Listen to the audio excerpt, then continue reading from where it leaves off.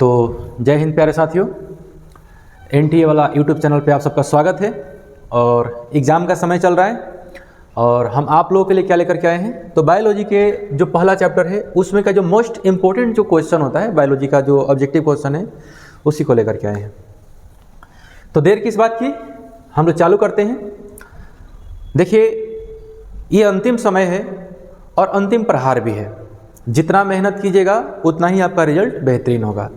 तो आप मेहनत किस लिए कर रहे हैं? साल भर पढ़ाई किस लिए किए हैं? साल भर आप पढ़ाई किए हैं कि आपका रिजल्ट अच्छा से हो, और अंत में इस चीज़ को छोड़ना नहीं है, इस चीज़ को कंटिन्यू लेकर के चलना है। ठीक है, तो चालू करने से पहले आप लोगों को बता दें, इस प्रकार के बेहतरीन जो नोट्स है, ठीक ना, आप लोगों को एनटीए वाला इंस्टाग्राम जो आईडी है उस पर आपको मिल जाएगा। वहाँ पे हर रोज़ एक नया नोट्स अपडेट किए जाते हैं, हर रोज़ एक नया नोट्स उस पर डाले जाते हैं। तो वहाँ से भी आप क्या कर सकते हैं, बहुत सारी चीज़ों को सीख सकते हैं।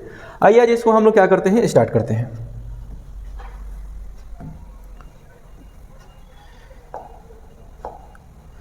बाबू, आज का हम लोग का मोटिवेशन है, देख सकते हैं यहाँ पे आप लोग, कि जिसका लक्ष्य बड़ा होता है, यानी कि जिसका लक्ष्य बड़ा होता है ना, उसके कदमों में सारा जहान होता है।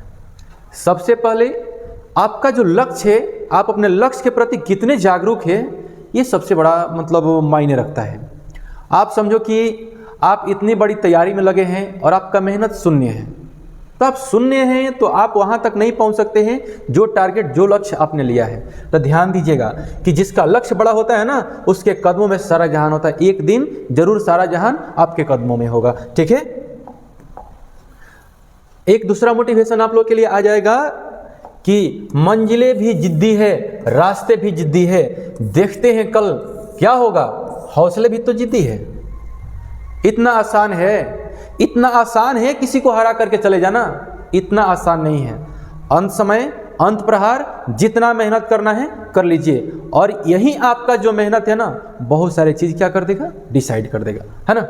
तो चलिए अब हम लोग पहुँचते हैं डायरेक्ट टू द पॉइंट अपने क्वेश्चन पे। बाबू, तो आज आप लोग के लिए जो पहला क्वेश्चन होगा कि तोता का सबसे अधिकतम उम्र क्या होता है। बाबू, तोता का सबसे जो अधिकतम उम्र होता है वो ये क्या बोलते हैं, 90 वर्ष, ये नहीं होगा। 25 वर्ष, ये नहीं होगा। 500 वर्ष, ये नहीं होगा। यह जो होगा, इसका राइट आंसर होगा 140 वर्ष। 140 वर्ष क्या होता है बाबू, तोता का अधिकतम उम्र होता है। ठीक ना। तो देखिए यहाँ पे काम खत्म यहीं पे नहीं होता है, इसमें क्या करना होगा, सिर्फ आपको थोड़ी है ना कि तोता, ये गारंटेड है कि तोता वाला ही क्वेश्चन पूछ देगा। इसमें आप लोग के लिए हम क्या लेकर के आए हुए हैं वो भी आप लोग देख लीजिए।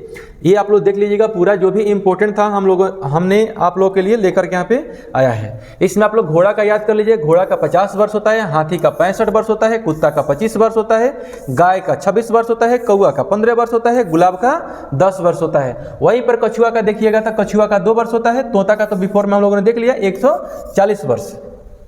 इसमें तितली का है सबसे कम होता है, 1 से 2 वर्ष ही बेचारी वो जी पाती है। ठीक ना। और केला का कितना दिन होता है, केला का 25 वर्ष होता है। वहीं पे बरगद का जो पेड़ होता है, बरगद के पेड़ का कितना दिन होता है, 2 वर्ष होता है, 200 वर्ष होता है। ठीक ना।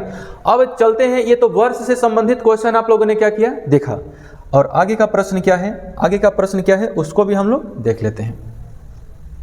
घबराना नहीं है, समय समय पर सब चीजें दी जाती है और समय समय पर दिखाया जाता है ना। तो चीजों को सबसे पहले क्या करते हैं, इसको समझने का प्रयास करते हैं। देखिए, क्वेश्चन है कि जन्म से लेकर प्राकृतिक मृत्यु के बीच की जो अवस्थाएं होती है उसको हम क्या कहते हैं। देखिए बाबू, मृत्यु जो होता है ना, वो 2 प्रकार से होता है। एक नेचुरल डेथ होता है, एक अब आर्टिफिशियल उसको कह लीजिए।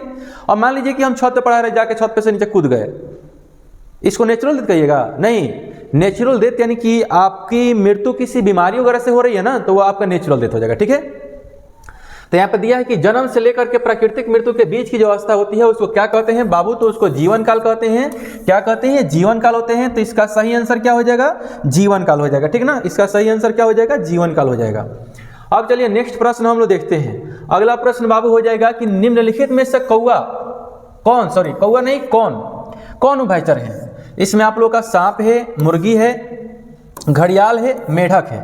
देखिए बाबू, इसमें सर्प हो नहीं सकता है, मुर्गी हो नहीं सकती है, घड़ियाल हो नहीं सकता है। मेढक को आप लोगों ने देखा है कि मेढक पानी में भी और जमीन पर भी दोनों जगहों पे बड़ी आसानी से रह लेता है।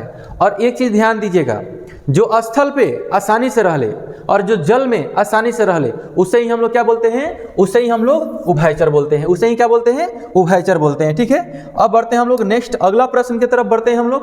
अगला प्रश्न बाबू आप लोगों के लिए हो जाएगा, काफी इंपॉर्टेंट है कि इनमें से किसमें केवल एक बार अपने जीवन काल में पुष्प खिलते हैं? क्या बांस है, आम है, लीची है? एक और प्रश्न यहाँ, एक और ऑप्शन है जामुन है। क्या हो सकता है इसमें?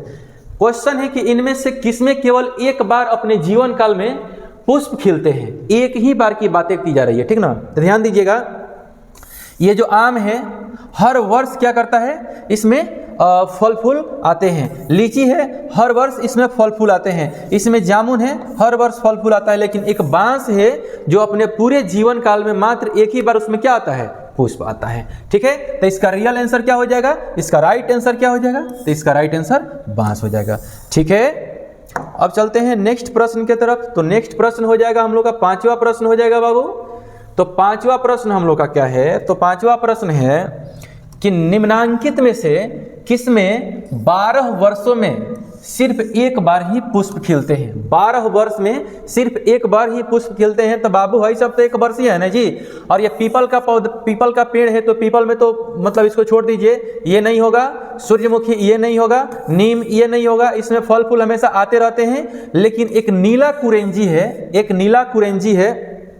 तो नीला कुरेंजी में क्या होता है? 12 वर्षों में मात्र एक बार क्या होता है? उसमें पुष्प आता है। ठीक ना? कितना बार आता है? मात्र एक बार आता है। ठीक है, अब बढ़ते हैं हम लोग नेक्स्ट प्रश्न की तरफ बढ़ते हैं। जितना जल्दी हम लोग क्या करें, जितना ज्यादा प्रश्नों को देखेंगे उतना ही हम लोग के लिए फायदा होगा। अदरक में कायिक प्रवर्धन यानी कि वेजिटेटिव रिप्रोडक्शन किसके द्वारा होता है? तो उसमें एक अंग होता है जिससे हम लोग क्या बोलते हैं? राइजोम बोलते हैं। क्या बोलते हैं? राइजोम बोलते हैं। तो इसका सही आंसर क्या हो जाएगा? राइजोम होगा अदरक में। ठीक है, अब यहाँ पे देखिए नेक्स्ट प्रश्न आप लोग के लिए यहाँ पे आएगा जो काफी इंपॉर्टेंट है एग्जाम के दृष्टि से। हालांकि जितने भी प्रश्नों को हम इसमें इंक्लूड किए हैं सारे के सारे प्रश्न क्या है? काफी इंपॉर्टेंट है, काफी VVI है। ठीक ना? और है क्वेश्चन की पौधे जो जलीय वातावरण में नहीं पाए जाते हैं। इसमें से कौन सा ऐसा पौधा है जो जलीय वातावरण में नहीं पाया जाता? तो एक चीज यहाँ पर देख सकते हैं कि हाइड्रला दिया हुआ है, ट्राम्पा दिया है, निलंबो दिया है, बबूल दिया है। ठीक ना? तो बाबू ये जो पौधा है हाइड्रिला, ये पानी में पाया जाता है, ट्राम्पा भी पाया जाता है, निलंबो भी पाया जाता है। लेकिन जो बबूल का पेड़ है ना, बबूल का पेड़ क्या होता है? जलीय वातावरण में नहीं पाया जाता है। तो ये देखिए दिया है क्वेश्चन की पौधा जो जलीय वातावरण में नहीं पाए जाते हैं, तो इसका रियल आंसर कौन सी हो जाएगा? बबूल हो जाएगा।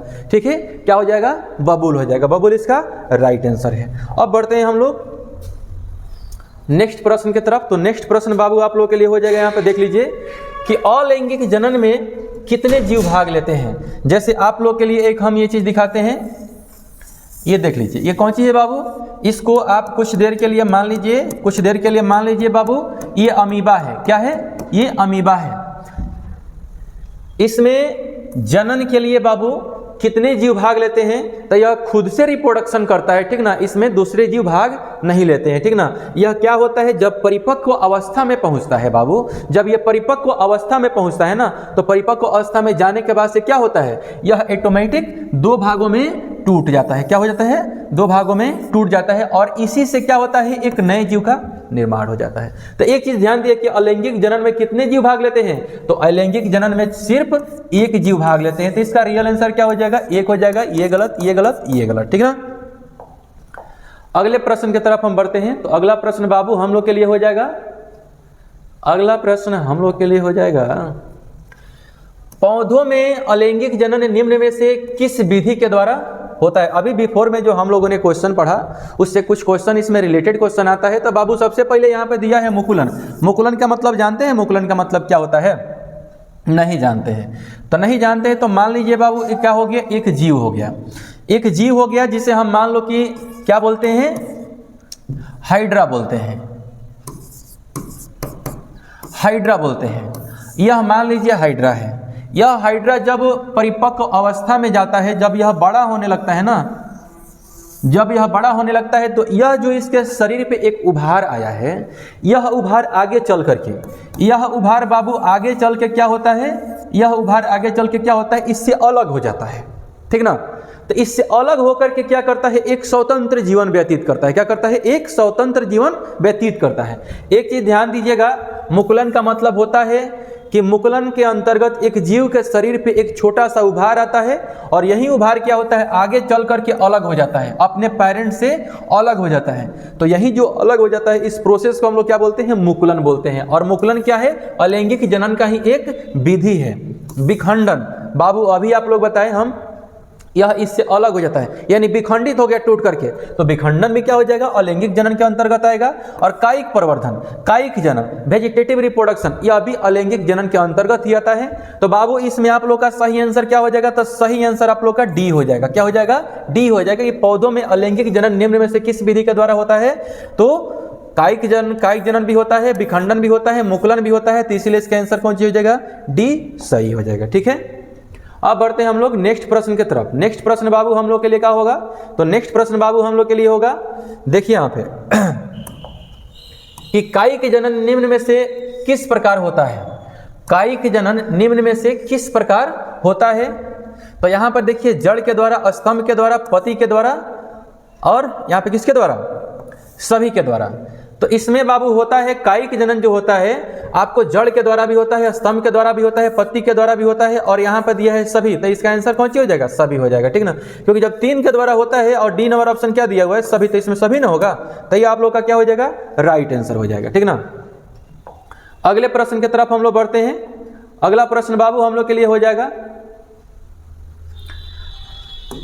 अगला प्रश्न हम लोग के लिए हो जाएगा कि आलू में कायिक जनन किसके द्वारा होता है, क्या पत्तियों के द्वारा, ऑफसेट्स के द्वारा, जड़ के द्वारा, कलिकाएं के द्वारा, या इसमें ऑप्शन नहीं दिया हुआ है। ये क्वेश्चन का आंसर हम आप लोगों पे छोड़ते हैं, और आंसर आप लोग कमेंट में फेंक के मारिए और बताइए इसका आंसर क्या होगा। ठीक ना, और रही बात आज की क्लास की, तो आज का क्लास आप लोग को कैसा लगा कमेंट में जरूर बताइए, ताकि हम अगला जो क्लास होगा हम उसको क्या करें, उसी के हिसाब से ऑर्गेनाइज करें। तो थैंक यू, आज के लिए इतना काफ़ी है। जय हिंद, जय भारत। मिलते हैं दूसरे चैप्टर के साथ, दूसरा चैप्टर का जो भी इंपॉर्टेंट क्वेश्चन होगा उसके साथ। तब तक के लिए दीजिए हमें विदा। जय हिंद।